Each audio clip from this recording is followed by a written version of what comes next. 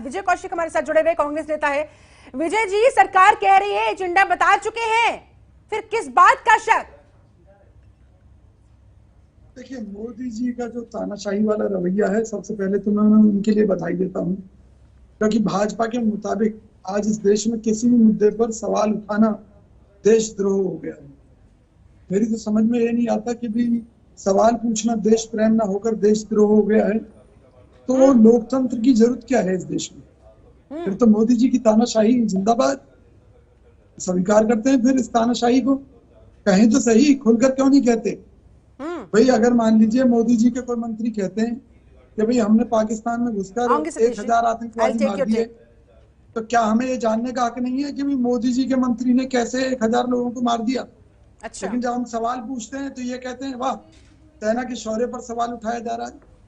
भाई सेना कोई इस तरह की राजनीति थोड़ी ना कर रही है आप लोगों की तरह। सेना तो अपना काम करती है, वो वोट बैंक की राजनीति थोड़ी ना करती।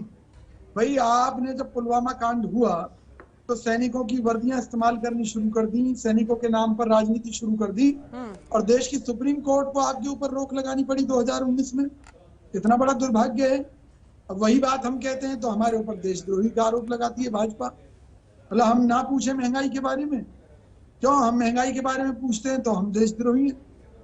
भाई तो अब तो देखिए ना, मौका है ना आपके पास कौशिक साहब, मौका है ना आपके पास, विशेष सत्र में रखिएगा अपनी बात। कौन मना कर रहा है? वॉकआउट तो नहीं कर जाएंगे? हंगामा करके कहीं सदन की कार्यवाही को स्थगित तो नहीं कर दिया जाएगा?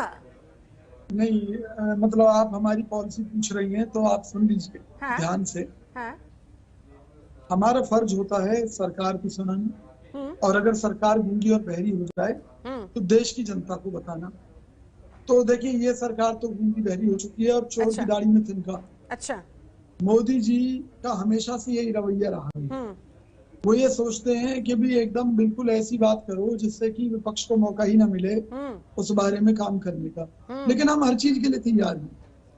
अगर ये कंपनियां बेचते बेचते देश को बेचने की स्थिति में आ गए हैं, तब भी हम इनका मुकाबला करेंगे।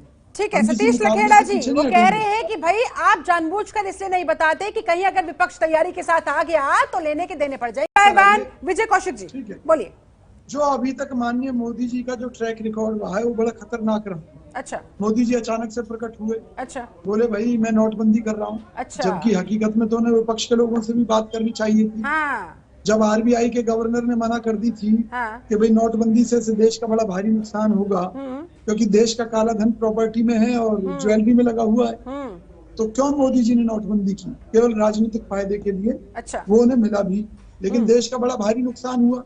इसी तरह से मोदी जी प्रकट हुए, बोले जी मैं लॉकडाउन लगा रहा हूँ। तो भाई लॉकडाउन लगाने से पहले आपने किससे बात की? इसी तरीके से कृषि बिलों के मुद्दे पर भाई मोदी जी आपने किससे बात की, किससे पूछा? उसके बाद में उन्हें वापस लेने के मुद्दे पर मोदी जी प्रकट हुए, बोले भी मैं समझा नहीं पाया, मैं कृषि बिलों को वापस ले रहा हूँ। टॉयलेट से लेकर संसद तक केवल एक आदमी की फोटो है, माननीय मोदी जी की फोटो है। और इस बात से बस विपक्ष को दिक्कत हो जाती है, पूछ नहीं होती, उन्हें कन्विंस नहीं किया जाता। मैं लौटती हूँ सर, एक सेकंड, एक एक करके बहुत टाइम है, आपको फिर से मौका दूंगी। सतीश लखेड़ा जी, अच्छा ठीक है, 10 सेकंड्स कंप्लीट योरसेल्फ। लोकतंत्र में जो सत्ताधारी दल है उसकी जिम्मेवारी होती है कि वो सभी को लेकर चले, सभी से चर्चा करे, सबका साथ सबका विकास सबका विश्वास कहा तो। माननीय मोदी जी अपनी धर्मपत्नी को हक नहीं दे पाए उसका, तो देश की महिलाओं को क्या हक देंगे, ऐसा उनके ऊपर आरोप है। पहली बात हम ये कहना चाहते हैं, बगल में छुरी मुंह में राम राम। भाजपा का यही काम। इनकी कथनी और करनी में बड़ा भारी अंतर है।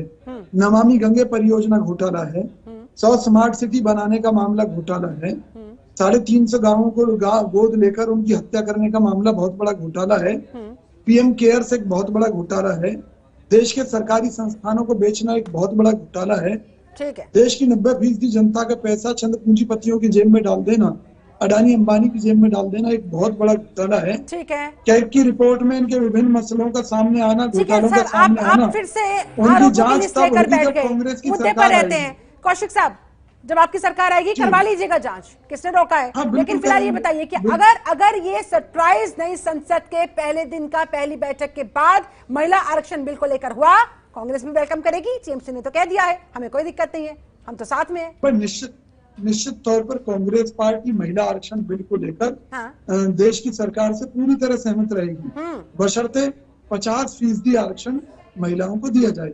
अच्छा। महिलाओं की भागीदारी राजनीति में भी होनी चाहिए, सामाजिक क्षेत्रों में होनी चाहिए, वो बढ़ाई जानी चाहिए। ठीक है। इसके अलावा हम ये मानते हैं समाज के जिस वर्ग की जितनी भागीदारी देश के विकास, उत्थान और टैक्स देने में है, ठीक है, कुल मिलाकर सभी बिरादरियों को आरक्षण दे देना चाहिए। सतीश लखेड़ा, अगर 33% सभी जातियों करेंगे को आरक्षण मिल जाना चाहिए और उसमें तो ब्राह्मणों ये को लोग भी साथ नहीं वैश्य देंगे, समाज के लोगों को 50% भी आरक्षण की मिलना मांग कर चाहिए। रहे हैं।